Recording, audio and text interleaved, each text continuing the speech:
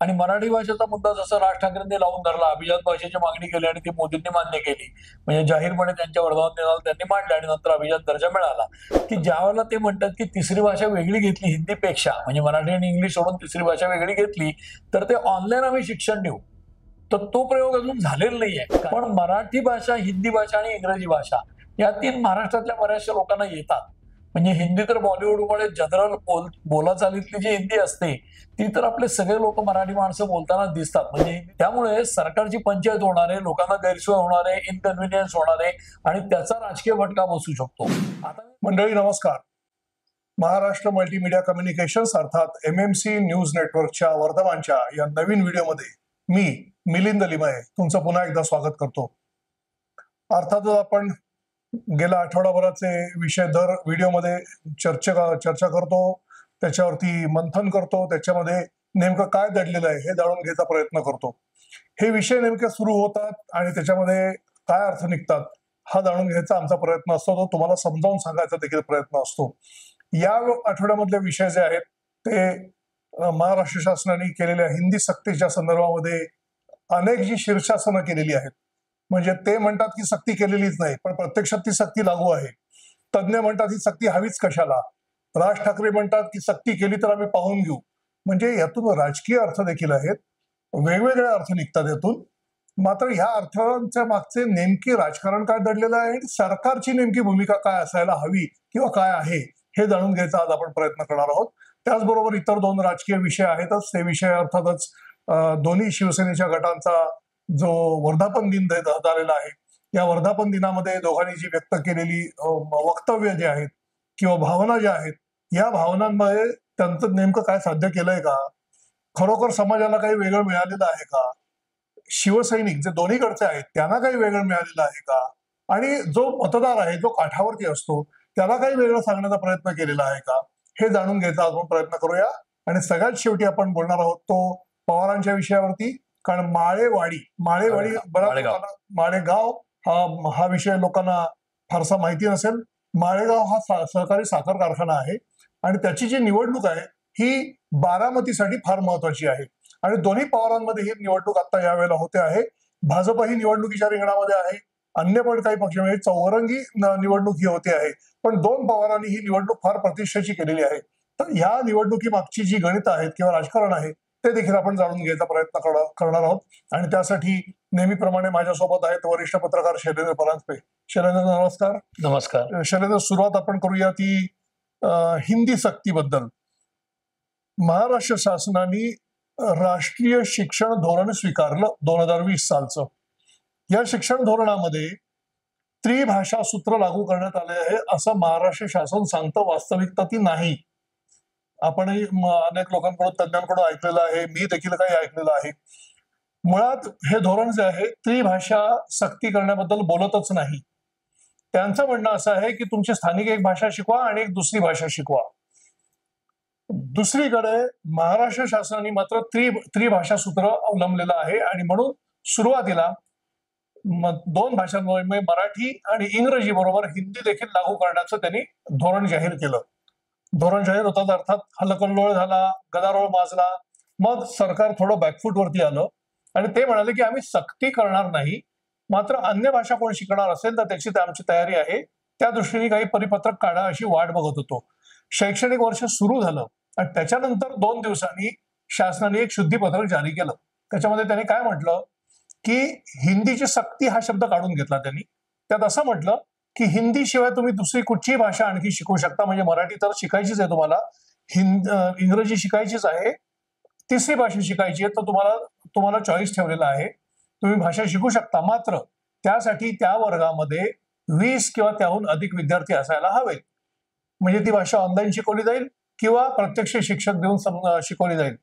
महाराष्ट्राची परिस्थिती पाहिली तर इतर भाषा 20 पेक्षा जास्त विद्यार्थी मिळणं शक्य आहे का? एक. आणि मग हे मिळणं शक्य नाहीये हे आपल्याला डोळ्याने दिसत असताना सरकार असं नाही तर अशा पद्धतीने खायचा प्रयत्न करते आहे हे सरळ सरळ दिसत असताना सरकारची नेमकी मानसिकता काय आहे आणि मग त्याला जो राजकीय विरोध होतो आहे तो विरोध किती प्रभावी ठरू शकेल? दोन गोष्टी अशा आहेत त्याच्यामध्ये की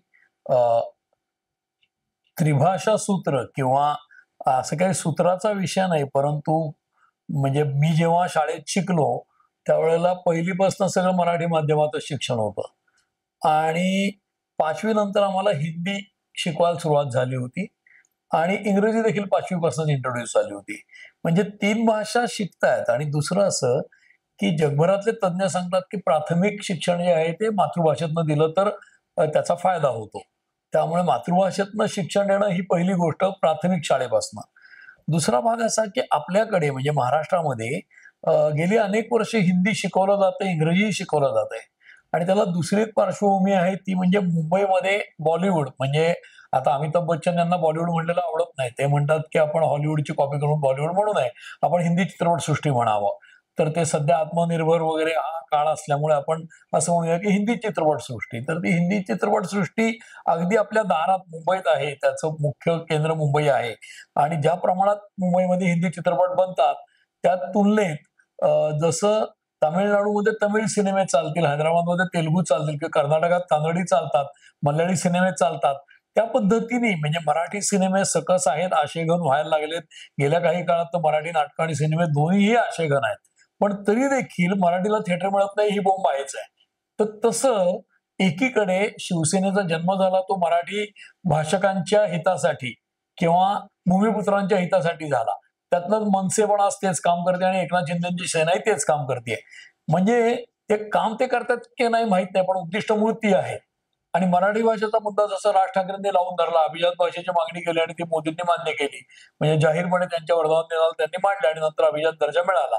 तसंच आता राज्य सरकारने या म्हणजे नवीन शैक्षणिक धोरण लागू केल्यानंतर यंदा प्रॉब्लेम असा आला, की राज ठाकरे यांनी त्यांच्या पाडव्याच्या मेळाव्यापाशी, गुढीपाडव्याच्या, वर्धापन दिनाच्या त्याच्या आधीपासून आणि त्यांचा हिंदी विरोध कायम आहे.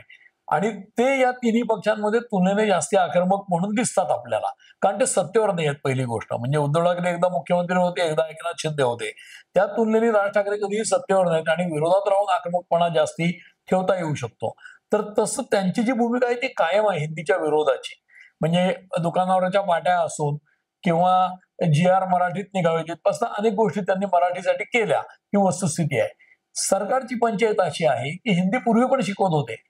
पण हिंदी अनिवार्य केली तर आम्ही ते खपवून घेणार नाही. ही जी भूमिका राज ठाकरेंनी घेतली, त्यानंतर सरकारला त्याच्यामध्ये खुलासे करावे लागले. मुख्यमंत्र्यांनी स्वतः खुलासा केला, की हिंदी अनिवार्य म्हणजे सक्तीची नाहीये, तर ती ऐच्छिक आहे. म्हणजे काय? तर मराठी आणि इंग्रजी या 2 भाषा शिकवणं सक्तीचं आहे आणि तिसरी भाषा म्हणून तुम्ही हिंदी निवडू शकता. दुसरी गोष्ट त्यांनी जी अडचण सरकारची सांगितली, मी जसं म्हणालो आमच्या लहानपणापासून आपण हिंदी शिकतोय, त्यामुळे महाराष्ट्रामध्ये अनेक शाळांमध्ये हिंदी शिकवणारे शिक्षक आहेत.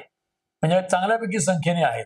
पण समजा एखाद्या मराठी शाळेतल्या मुलाने तिसरी भाषा म्हणून मल्याळम घेतलंय किंवा तिसरी भाषा त्यांनी भोजपुरी घेतली समजा किंवा काही आसामी घेतली, कुठली तरी अस्मिया घेतली भाषा किंवा अरुणाचल मधली भाषा घेतली एखादी किंवा एखादी कानडी भाषा घेतली, बंगाली घेतली, तर त्या माणसांना किंवा त्या विद्यार्थ्यांना शिकवण्यासाठी तेवढे पुरेसे शिक्षक त्या भाषेचे नाहीत. त्यामुळे सरकार म्हणते की एका वर्गामध्ये 20 मुलं असली तर आम्ही शिक्षक देऊ शकू. कारण ते शिक्षक सँक्शन करण्याच्या तांत्रिकता वगैरे सरकारच्या आहेत. दुसरी गोष्ट अशी की ज्यावेळेला ते म्हणतात की तिसरी भाषा वेगळी घेतली हिंदीपेक्षा म्हणजे मराठी आणि इंग्लिश सोडून तिसरी भाषा वेगळी घेतली, तर ते ऑनलाईन आम्ही शिक्षण देऊ. तर तो प्रयोग अजून झालेला नाहीये. कारण त्याचं असं की त्याचे मॉड्यूल सगळे एकत्र असतील. म्हणजे ऑनलाईन याचा अर्थ काय ते वर्ग जे आहेत ते टेप केलेले असतील. क्लासरूममध्ये शिकवतात ते आणि ते मुलं ऑनलाईन शिकू शकतील. त्यामुळे ऑनलाईनचा पर्याय आहे. पण एकूण म्हणजे ही झाली त्या विषयाची माहिती. परंतु सरकारची पंचाईत झालेली आहे या सगळ्या प्रकारामध्ये. आणि सरकारची पंचाईत झाली ती अशी की सरकारला बॅकफूटवर जावं लागलं. मग त्यांनी शुद्धीपत्रक जारी केलं. शुद्धीपत्रकात सुद्धा ते म्हणाले की 20 मुलं असले तर शिकवू. याचा अर्थ एका वर्गात 20 मुलं एकच भाषा घेणारी नसतील. समजा एका वर्गात तिसरी भाषा म्हणून एका मुलाने तेलुगू दिली, एकाने कानडी दिली, एकाने बंगाली दिली तर काय करणार? मग त्या वेगवेगळ्या विद्यार्थ्यांना वेगळ्या म्हणजे एका इयत्तेच्या वेगळ्या विद्यार्थ्यांना क्लब करून शिकवावं लागेल. तर ह्या सगळ्या अडचणी सरकार समोर येतात आणि शेवटी या सगळ्यातनं मुळात राबवायचं हे सगळं सरकारला. त्यामुळे सरकारची पंचायत होणार आहे, लोकांना गैरसोय होणार आहे, इनकन्व्हिनियन्स होणार आहे आणि त्याचा राजकीय फटका बसू शकतो. आता मी राजकारणाकडे वळतो. मुळामध्ये सरकारने हे सगळं करताना सरकार आपल्याला माहिती आहे की विक्रमी बहुमत मिळालेलं हे सरकार आहे. एकनाथ शिंदे अजित पवार यांच्या पाठिंब्याने भारतीय जनता पक्षाचं. इतकं मोठं पाठबळ असूनही हे सरकार आहे सत्तेवर असं वाटत नाही, 1 वर्ष पूर्ण होत आलं तरी सुद्धा. त्याचं कारण असं की सरकार अतिशय जपून जपून चाललेलं दिसतंय आणि त्याच्या अगेन्स्ट विरोधक देखील तितके आक्रमक दिसत नाहीत. म्हणजे विरोधामध्ये काँग्रेस, शरद पवारांची राष्ट्रवादी आणि उद्धव ठाकरे आहेत. संजय राऊत रोज बोलतात ते सोडा, पण राज ठाकरे जितके आक्रमक आहेत तितके अन्य कोणी दिसत नाहीये, कारण ते त्यांचे विषय घेऊन फक्त लढताना दिसतात आणि त्यामुळे त्यांची आक्रमकता त्यांच्या विषयांमध्ये जास्ती प्रभावीपणे जाणवते. त्यामुळे या सरकारने ऍडव्हान्टेज जो मेजॉरिटीचा मिळालाय तो ते बऱ्यापैकी वेळा गमावताना दिसतात टप्प्याटप्प्याने अनेक विषयांवर. म्हणजे कायदा व्यवस्थेचे प्रश्न, पोरशे गाडीचा अपघात असू दे, नाहीतर आता हगवणे प्रकरण असू दे, किंवा आत्ताचं हे प्रकरण हिंदी भाषेचं असू दे, या सगळ्या प्रकारात सरकारबद्दल कुठेतरी नकारात्मकता निश्चित होते आणि राजकीय पातळीवर विचार केला तर या सरकारला बॅकफुटला जावं लागतंय असं दिसतंय तरी आता, आणि सरकारची पंचायत झालेली दिसते. पण मराठी भाषा, हिंदी भाषा आणि इंग्रजी भाषा या 3 महाराष्ट्रातल्या बऱ्याचशा लोकांना येतात. म्हणजे हिंदी तर बॉलिवूडमुळे जनरल बोलाचालीतली जी हिंदी असते ती तर आपले सगळे लोक मराठी माणसं बोलताना दिसतात. म्हणजे हिंदी तितकी अवघड नाही. ज्या प्रमाणात तामिळनाडूत विरोध होतो हिंदीचा, तसं काय महाराष्ट्रात होताना दिसत नाही आणि हिंदी सहजपणे लोक बोलतात. त्यामुळे चौथी भाषा म्हणजे एखादी तेलुगू, बंगाली किंवा शिकण्याची व्यवस्था झाली शाळेतनं तर कदाचित तरुण पिढीचा फायदा होऊ शकेल. इव्हन परदेशी भाषा इंट्रोड्यूस करायला हरकत नाही. परंतु मुळामध्ये सरकारचा सगळा हातातोंडाशी मिळवणे आणि खर्च हा विषय असतो आणि शिक्षक सँक्शन करायचे तर हाही प्रश्न असतो.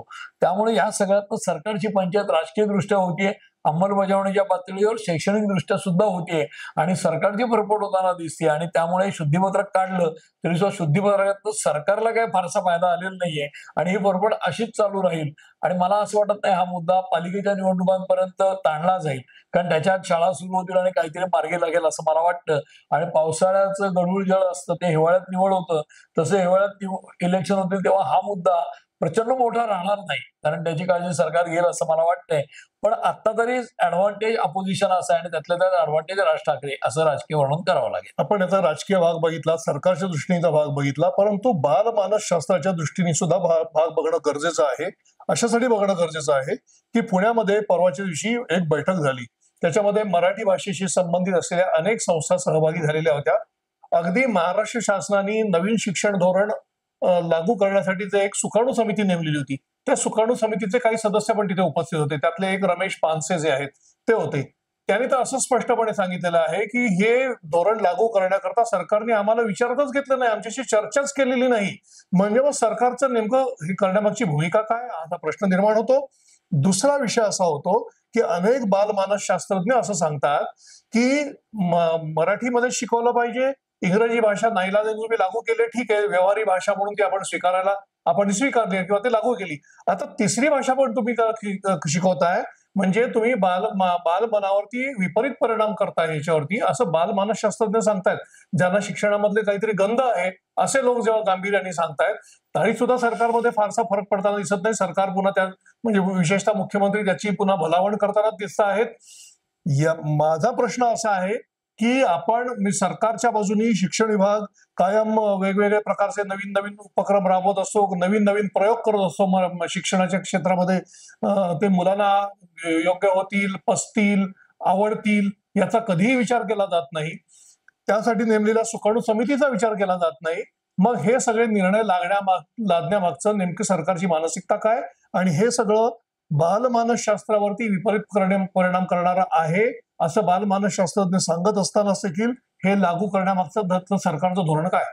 मी सांगतो ना की सरकारने राष्ट्रीय धोरण जे आलं त्याची अंमलबजावणी करायची ठरवली आणि हे सगळं सुरू केलं.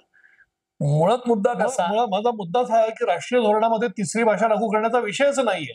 म्हणूनच की राष्ट्रीय धोरणाच्या अनुषंगाने ते करतात असं सांगतायत. पण मुद्दा असा आहे की राष्ट्रीय धोरण ठरवताना पुरेशी चर्चा झाली, सगळं झालंय. अडचण अशी आहे की महाराष्ट्रामध्ये हिंदी ही पहिल्यापासून शिकवली जात होतीच. बरं, इंग्रजी आता जगाच्या स्पर्धेत राहायचं तर लोकांना हवी असते आणि इंग्रजी शिकल्याशिवाय आपली प्रगती होत नाही ही धारणा अगदी पक्की झालेली आहे. म्हणूनच अनेक लोक आपल्या मुलांना अगदी पहिलीपासून इंग्रजी शाळेत घालतात, किंवा अनेक मराठी पालक त्या आमच्या मुलाला मराठी मोडकं तोडकं बोलता येतं याचाही अभिमानाने सांगतात, तितकंसं फ्लुएंटली येत नाही असं म्हणतात. तर ही जी गोष्ट आहे ही मराठी समाजाचा आपल्या भाषेविषयीचा न्यूनगंड स्पष्ट करणारी आहे. आणि दुसरीकडे तुम्ही जे सरकारचं म्हणताय, सरकारने हे धोरण लागू करताना आणि दुसरी गोष्ट या शैक्षणिक वर्षाला सुरुवात करताना पुरेशी काळजी घेतली नाही. जसं सुकाणू समितीला विश्वासात घेतलं नाही असं पानसे म्हणतायत, तसंच त्या विषयातले तज्ज्ञ म्हणजे बालमानसशास्त्र असतील, भाषा तज्ज्ञ असतील आणि एकूण शिक्षण तज्ज्ञ असतील. या सर्व लोकांना विचारात घेऊन केलं असतं तर कदाचित सरकारची पंचायत कमी झाली असती. याच्यातली वस्तुस्थिती काय आहे? म्हणजे जसं पानसे म्हणतात तसं विश्वासात घेतलं, नाही घेतलं किंवा काय हे मला अचूक माहीत नाही. परंतु सगळ्या घटकांना स्टेक होल्डर्सना विश्वासात घेऊनच या गोष्टी कराव्या लागतात. त्या नाही घेतलं तर काय पंचायत होती ते आपल्याला दिसतंच आणि ती सरकारची झालेलीच आहे. निश्चितपणे पानसेनी जेव्हा हे वाक्य उच्चारलं किंवा हे असं जेव्हा माध्यमाला सांगितलं, त्याच्यानंतर सरकारच्या बाजूने काहीच खुलासा त्या संदर्भात आलेला नाही. उलट मुख्यमंत्री असं म्हणतात की मराठी भाषेची सक्ती नाहीच आहे, आम्ही उलट हिंदी शिकवण्याचा हिंदी आम्ही काय लादत नाहीये त्यांच्यावरती, तुम्हाला शिकायची असेल तर शिका. पण तिसरी भाषा शिका हे मात्र कन्फर्म केलेलं आहे. म्हणजे ही तिसरी भाषा शिकलीच पाहिजे. त्याच्या समोर बरोबर विरुद्ध बाजूनी बालमानस शास्त्रज्ञ असं म्हणतात की तिसरी भाषा शिकवूच नका, 1ली ते 4थी शिकवण्याची आवश्यकताच नाही. तुम्ही 5वीच्या नंतर शिकवण्याला आमचा विरोध नाहीच आहे. 1ली ते 4थी तिसरी भाषा शिकवू नका हा जो मुद्दा आहे या दृष्टीने विचार होताना दिसत नाहीये. नाही, पण मुळामध्ये त्याच्याही पलीकडची अडचण सरकारची अशी आहे की बालभारतीने स्पष्ट केलं आहे की हिंदीचं पुस्तक पहिलीसाठीचं तयारच नाहीये. तर पुस्तकं नसेल तर शिकवतील कसे मुळात? आणि मी जसं म्हणालो की आमच्याही पिढीला 5वी नंतर हिंदी शिकवली होती, पहिलीच शिकवलीच नव्हती. त्यामुळे मला असं वाटतं की सरकारला याच्यात निश्चितपणे 4 पावलं मागेच जावं लागेल असं स्वच्छ दिसतंय. आणि जर तज्ज्ञ लोक त्या विषयातले सांगत असतील तर तज्ज्ञांचं सरकारला ऐकावंच लागेल. याच्या मागे काही लोकांचा आरोप होतोय त्याप्रमाणे सरकारवरती काय कोणाचा दबाव आहे म्हणून सरकारने हा निर्णय घेतला असं वाटतं का? मला वाटत नाही की सरकारने दबावाने हा निर्णय घेतला असेल असं. बरोबर. त्यांनी जसा एखादा माणूस खड्ड्यात पडतो ना तर त्याला माहित नसतं. खड्डा असेल तर त्यात जाऊन कोणी स्वतःहून पडत नाही. पडल्यावर कळतं की इथे खड्डा होता. म्हणजे अगदी 2 व्हीलर 4 व्हीलर चालवताना सुद्धा माणसं खड्ड्यात अरे सॉरी म्हणायला लागतात, कारण त्यांनी खड्डा पाहिलेला नसतो किंवा स्पीड ब्रेकर अचानक लक्षात आलेला नसतो. तो असतो तिथेच पण ह्यांचं लक्ष नसतं. तसं काही सरकारची फसगत झाली असं मला वाटतं. बरोबर आहे. आपण वळूया थोडस शिवसेनेच्या वर्धापन दिनाकडे.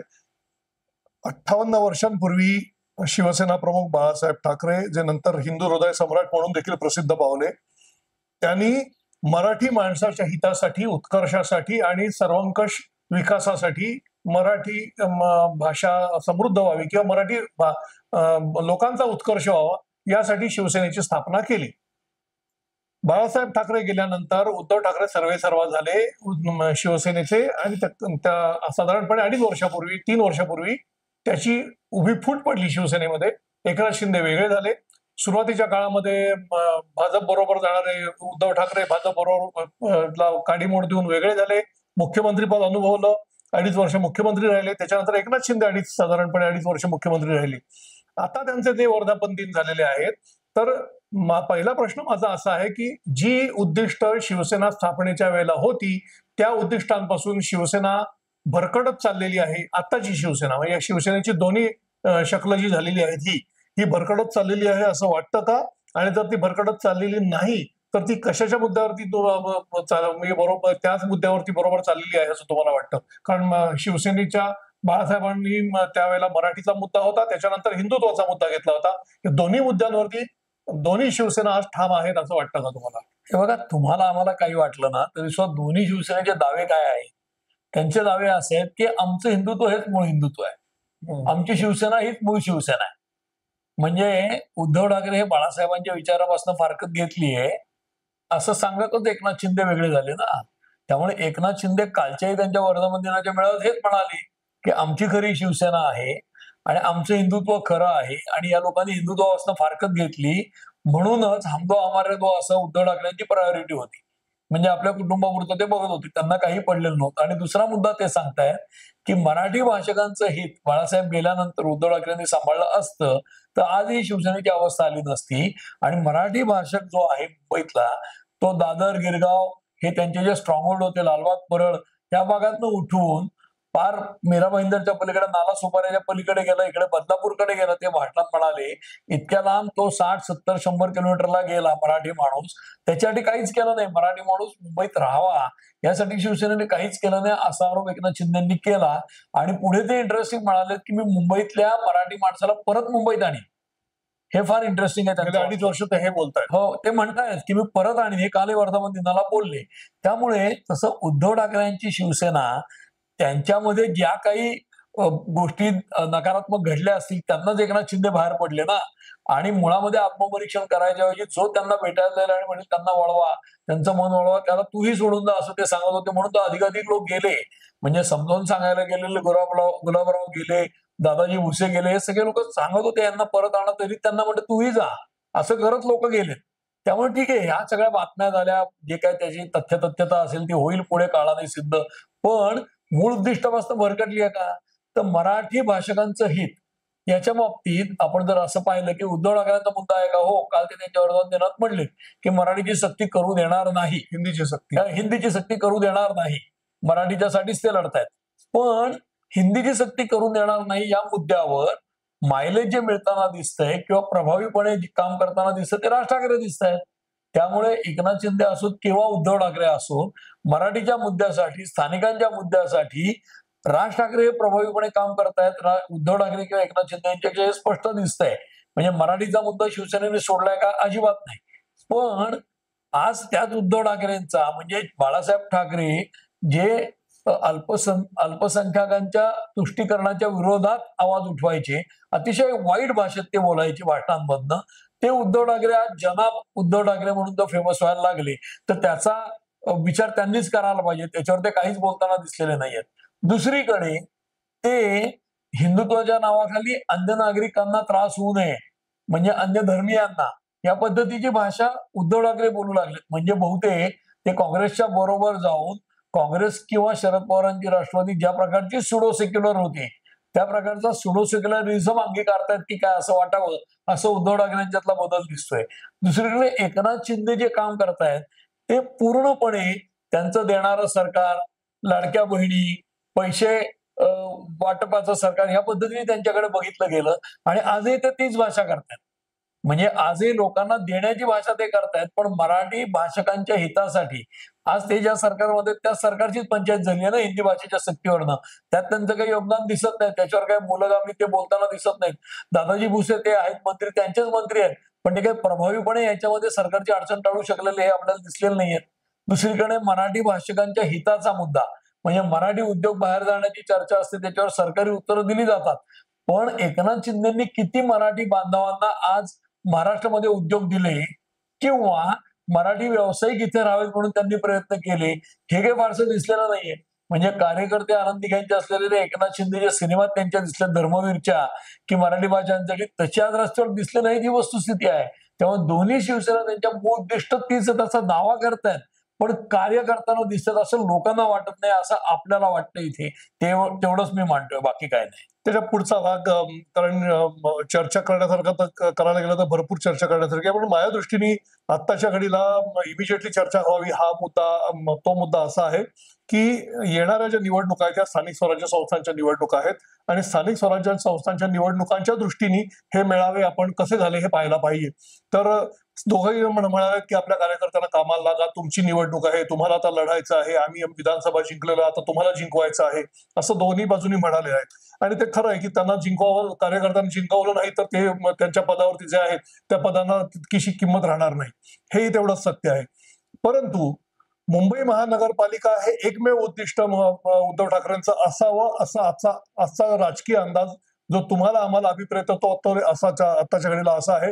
एक वेळ बाकी राज्यभरामध्ये काय फारसं नाही आलं तर चालेल, पण मुंबई महापालिका हातातून जाता कामा नये असा किमान त्यांचा होरा असावा किंवा असा त्यांचा प्रयत्न असावा, असा एक अंदाज आहे. दुसरा विषय, ठाण्याच्या आणि कल्याण डोंबिवलीच्या निवडणुका सोडल्या तर मुंबई महापालिका हातात नाही आली तर चालेल, उद्धव ठाकरेंना आपण धडा शिकवू, पण कल्याण डोंबिवली आणि ठाणे हातातून जाता कामा नये असा एकनाथ शिंदेचा प्रयत्न असेल, असं एकंदरीत बोलण्यावरून कुठेतरी जाणवत आहे किंवा त्यांचे प्रयत्न त्या दृष्टीने सुरू आहेत का? कारण भाजप नाही म्हटलं तरी दोन्ही शिवसेनेला मुंबईची महापालिका जिंकू देणार नाही किंवा त्यांना सत्तास्थानी बसवू देणार नाहीये, हे त्यांची तयारी पूर्ण त्या दृष्टीने झालेली आहे असं तुम्हाला आणि आम्हाला जाणवत आहे. ही बाब पण तेवढीच सत्य आहे. नाही, आता कशी परिस्थिती आहे की उद्धव ठाकरेंची शिवसेना कमकुवत झाली ही वस्तुस्थिती आहे. म्हणजे 2017 आणि नंतर 22ची निवडणूक, तर आज महापालिकेच्या पातळीवर एकनाथ शिंदेच्याकडे अनेक नगरसेवक आलेत ही वस्तुस्थिती आहे ना.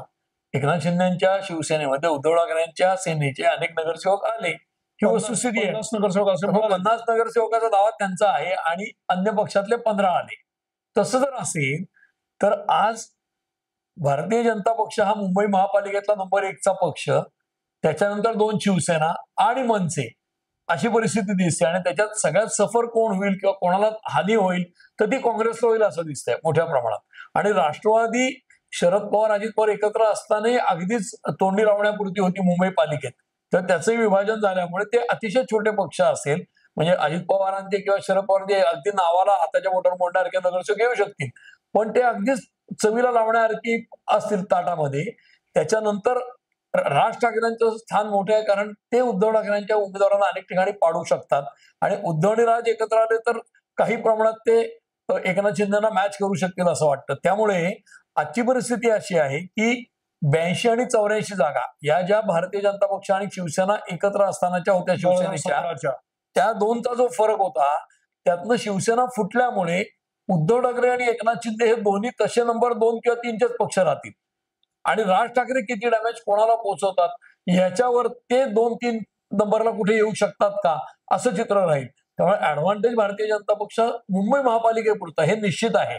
त्याच्या पलीकडे जाऊन राज्यभरातलं दोन्ही वर्धमान दिनांचा जर विचार केला तर आपल्याला माहितीये की एकनाथ शिंदे हे ठाण्यापुरते मर्यादित लीडर आहेत. ते मुख्यमंत्री झाल्यामुळे त्यांची राज्यावर प्रतिमा झाली, त्यांना काही प्रमाणात त्याचा फायदा मिळेलही, परंतु त्यांचं उद्दिष्ट कुठेतरी सोलापूर महापालिका जिंकूया किंवा पुणे महापालिका जिंकूया असं नसणारच आहे किंवा चंद्रपूर जिंकूया असं निश्चित नसणार आहे.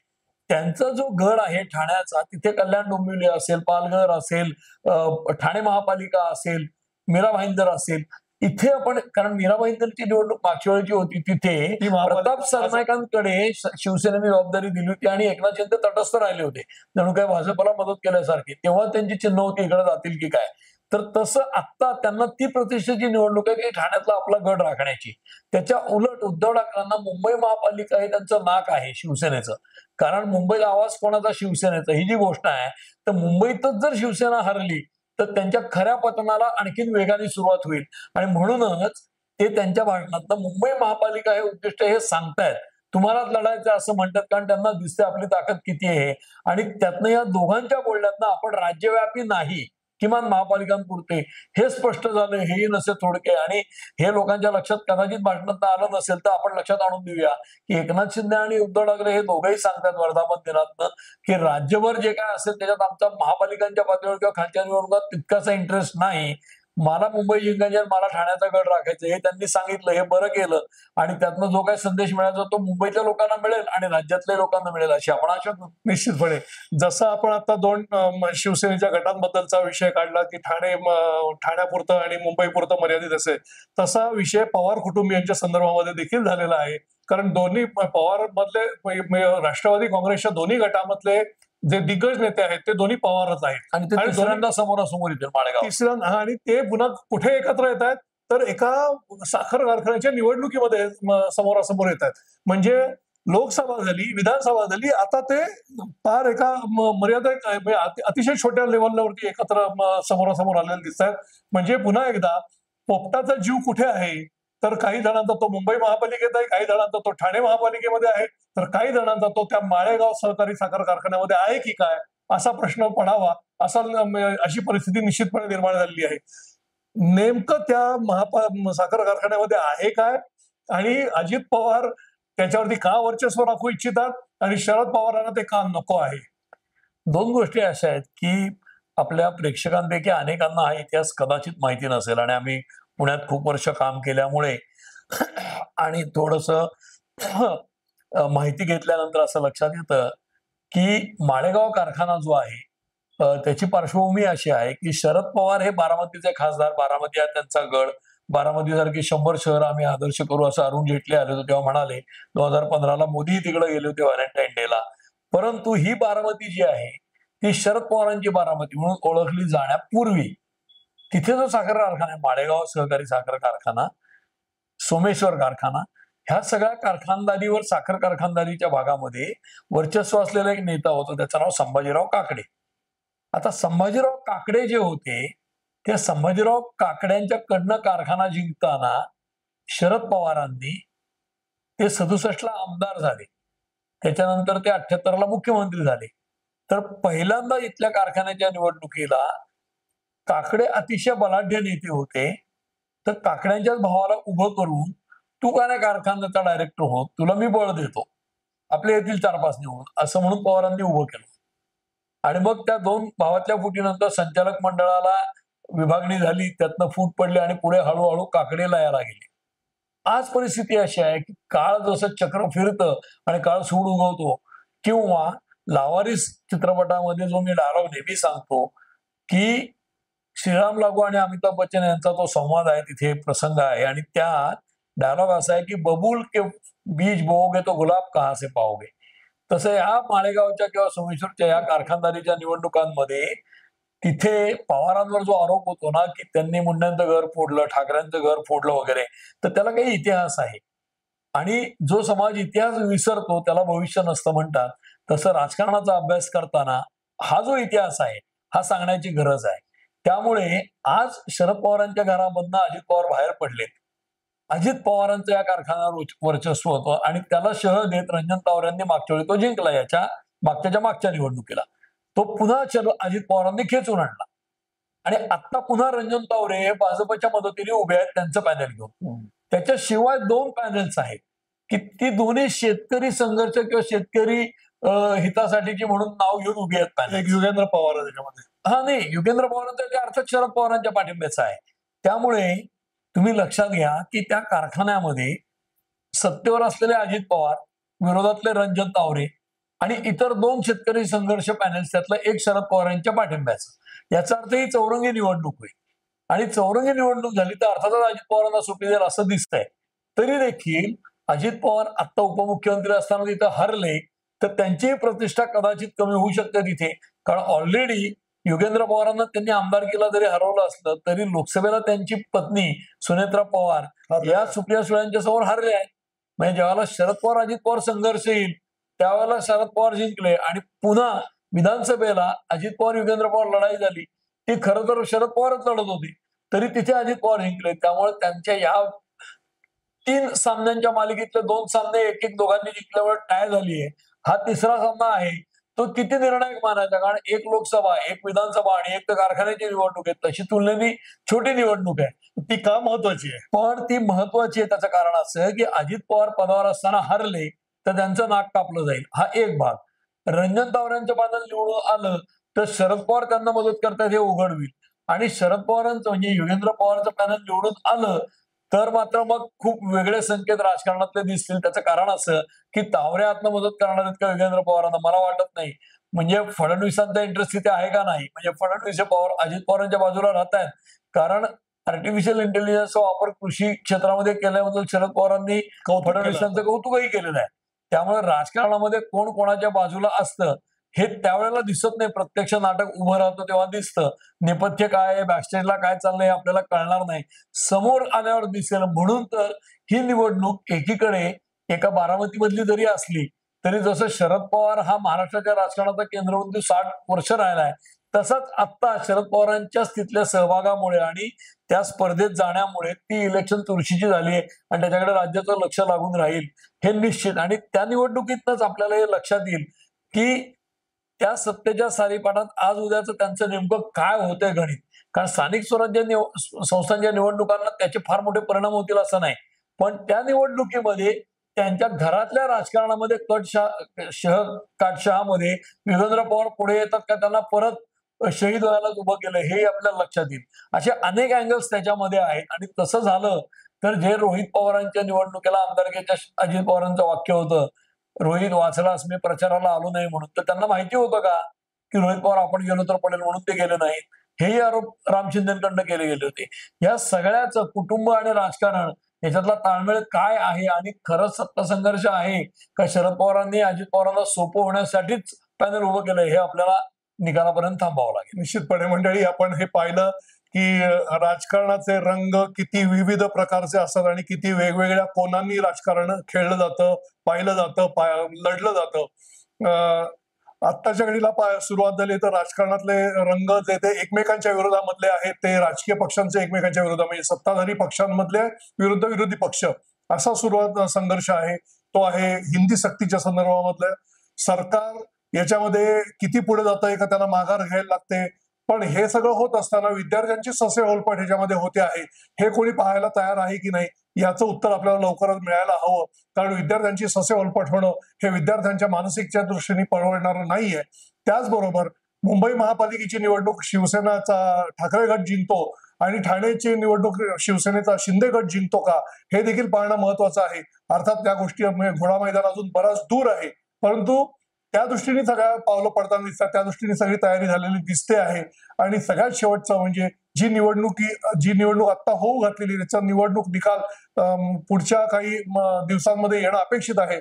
ती माळेगाव सहकारी साखर कारखान्याची निवडणूक आहे आणि त्याच्यामध्ये दोन पवार एकमेकांच्या विरोधात पुन्हा एकदा तिसऱ्यांदा उभे ठाकलेले आहेत आणि ह्यातून नेमका विजय कोणाचा होतो हे देखील आपल्याला कळणार आहे. त्यामुळे नेमका पोपटाचा जीव जो आहे तो नेमका कशामध्ये आहे हे सगळ्यांना आतापर्यंत आमच्या चर्चेतून लक्षात आलं असेल. सरकारने मात्र विद्यार्थ्यांकडे दुर्लक्ष करू नये, विद्यार्थ्यांचं भविष्य पणाला लावू नये अशीच एक कळकळीची विनंती करतो आणि या ठिकाणी थांबतो. आजचा आमचा व्हिडिओ तुम्हाला कसा वाटला ते आम्हाला आमच्या कमेंट सेक्शन मध्ये जाऊन नक्की कळवा. आमचा व्हिडिओ लाईक करा आणि आमचं चॅनल सबस्क्राईब करायला अजिबात विसरू नका. धन्यवाद.